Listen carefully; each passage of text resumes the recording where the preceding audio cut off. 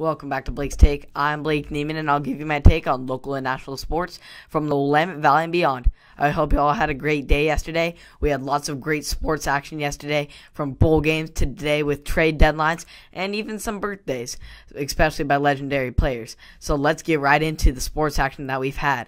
Starting off with yesterday, we had a great action in the Cheez-It Bowl yesterday between number 21 Oklahoma State and number 18 Miami Hurricanes. The Cowboys would get things started early with Spencer Sanders throwing one deep to Brennan Presley, who would make the incredible leaping catch over the defender and reach over the goal line for the incredible touchdown. On their next drive, L.D. Brown would power through the Canes defense on his way into the end zone for the touchdown. To cap off the Cowboys' incredible first quarter, Sanders would connect with Presley, who would juke out the Canes secondary and cut up the field, taking it all the way 72 yards to the house and taking the 3-score lead in this first quarter. Just a dominant and really getting out to the way start for the Cowboys. The Canes would finally get on the board with their quarterback Derek King throwing through the tight window to this tight end Brevin Jordan. Unfortunately, right as King got the momentum going, he lost it right when he got taken out by a Miami defender, which crushed his right knee and ultimately took him out for the rest of this game. Despite the circumstances, though, the Canes hit a pair of field goals, one before and one after the half.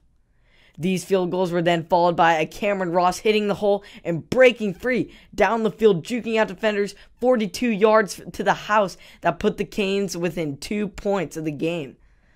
The Cowboys would then come back in the fourth with a quick slant to Dylan Stoner to start to pull away once again.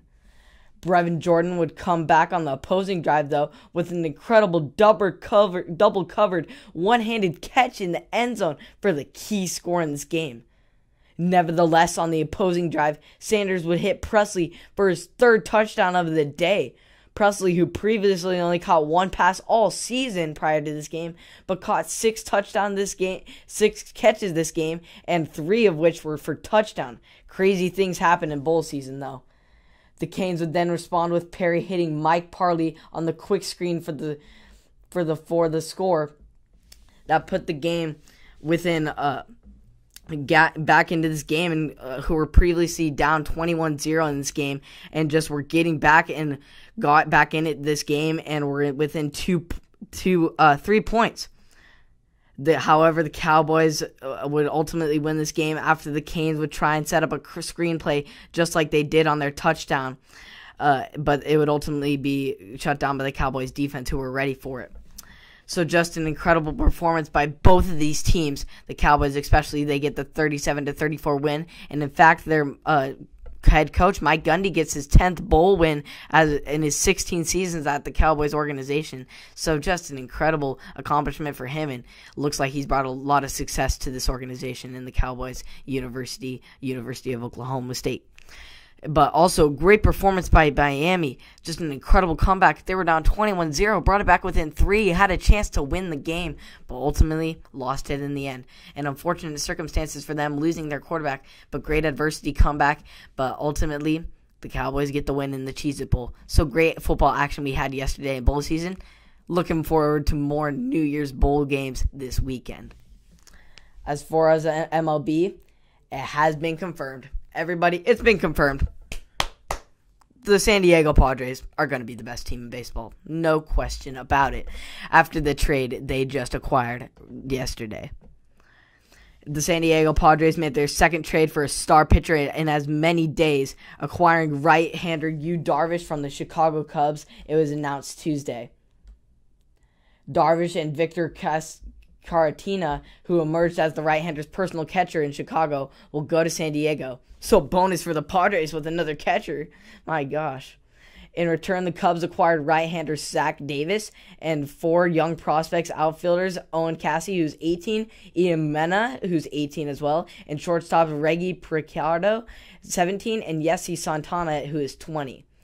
Darvish, who is 34, is in the middle of a 6-year contract worth $126 million he signed with the Cubs before the 2018 season. After an elbow injury, he was sidelined him that year. He began to come into his own element in 2019, leading a stellar 2020 campaign as well. He compiled a 2.10 2.01 ERA, and a 0.96 WHIP in 76 innings, finishing the second in the National League Cy Young Award voting to Trevor Bauer. In a quote by A.J. Peller, the general manager of the Padres, he stated that his last season and a half has been as very productive as anyone in this game. He's a force to be reckoned with. So just crazy accomplishments for this Padres organization over the offseason, acquiring Blake Snell and Yu Darvish, and along with his personal catcher. These are two big hit pitchers in this league and are going to really promote the defense of the Padres as well as their offense with Manny Machado and Tatis Jr. They are going to be a heck of a force to be reckoned with in the MLB, and the Dodgers better watch their backs if they're going to try and be reigning champs against this incredibly built team. Great job for the Padres in this offseason. As far as the NBA, first and foremost, let's give a happy birthday to one of the league's greatest all-time players in one LeBron James. LeBron rung into his 36th birthday celebration this year by extending his scoring streak to 10 points, double-digit scoring streak to quadruple digits. LeBron James jump hook with 6:15 remaining in the second quarter against the San Antonio Spurs gave him 11 points for the game, marking the 1,000th straight 10-point games that the Los Angeles superstar has had.